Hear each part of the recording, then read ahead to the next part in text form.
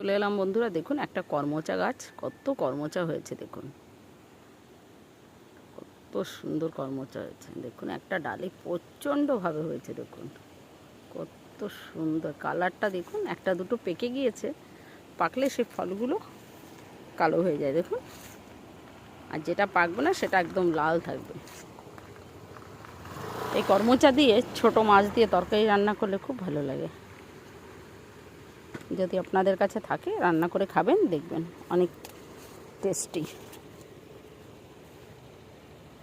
ছোট মাছ দিয়ে রাঁধুনি ফোড়ন দিয়ে খাবেন, শুকনো লঙ্কা আর আদা বেটে দেবেন, আর একটু কাঁচা জিরে বেটে দেবেন, দেখবেন অনেক সুস্বাদু লাগবে খেতে।